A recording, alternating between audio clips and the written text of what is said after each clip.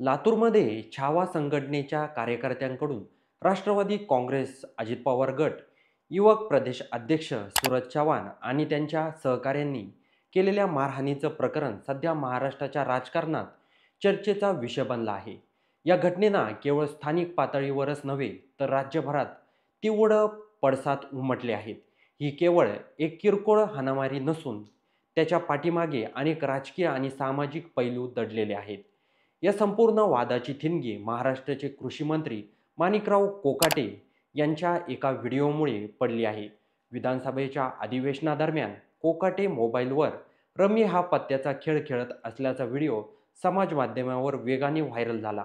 कृषी सारख्या महत्त्वाच्या खात्याच्या मंत्र्यांनी विधानसभेसारख्या पवित्र सभागृहात असं कृत्य करणं हे निश्चितच गंभीर होतं. यामुळे जनतेमध्ये संताप निर्माण झाला आणि विविध संघटनांकडून त्यांच्या राजीनाम्याची मागणी जोर धरू लागली. याच मागणीचा एक भाग म्हणून अखिल भारतीय छावा संघटना आक्रमक झाली. ही संघटना मराठा समाजाच्या हितासाठी आणि विविध सामाजिक प्रश्नांवर आवाज उठवण्यासाठी ओळखली जाते. त्याच प्रदेशाध्यक्ष विजय घाडगे पाटील यांनी या प्रकरणी कृषी मंत्र्यांचा राजीनाम्याची मागणी लावून धरली. राजकीय वातावरण तापलेले असताना राष्ट्रवादी काँग्रेसचे अजित पवार गट प्रदेश अध्यक्ष सुनील तटकरे लातूरमध्ये पत्रकार परिषद घेण्यासाठी आले होते. याच संधीचा फायदा घेऊन छावा संघटनेचे कार्यकर्ते विजय घाडगे पाटील यांच्या पत्रकार परिषदेच्या ठिकाणी पोहोचले. आपल्या मागणीकडे लक्ष वेधण्यासाठी आणि कृषी मंत्र्याच्या राजीनाम्याची मागणी तीव्र करण्यासाठी त्यांनी सुनील तटकरे यांच्यासमोर पत्ते फेकले.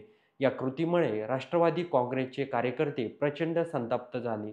त्यांच्या नेत्यासमोर असा अपमान झाल्याचं त्यांना वाटलं नव्हतं असावे.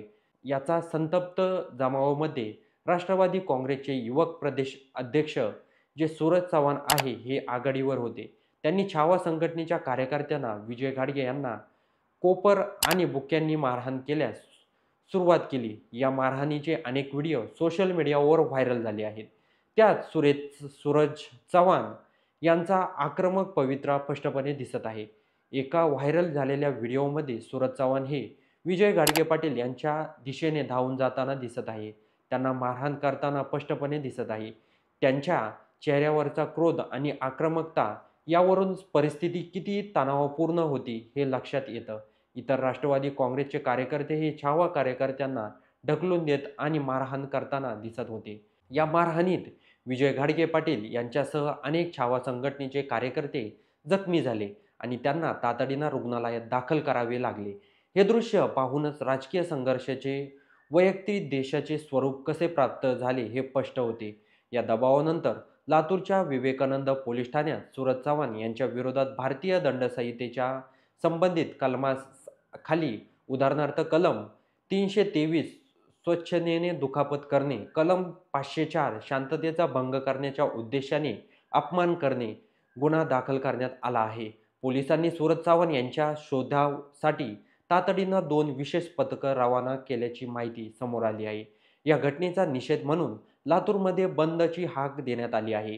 या बंदला केवळ छावा संघटनाच किंवा मराठा समाजच नव्हे तर काँग्रेस, शरद पवार गट, उद्धव ठाकरे गट, राष्ट्रवादी आणि शिवसेना तसंच भाजप आणि शिंदे सेनेच्या कार्यकर्त्यांनी देखील पाठिंबा दर्शवला आहे. ही घटना केवळ एका पक्षापुरती मर्यादित नसून तिचा समाजासाठी विविध स्तरावर परिणाम झाला आहे. या घटनेबद्दल तुमचं काही मत असेल तर कमेंट बॉक्समध्ये नोंदवायला विसरू नका आणि व्हिडिओ आवडला असेल तर सर्वात आधी चॅनलला सबस्क्राईब नक्की करून घ्या.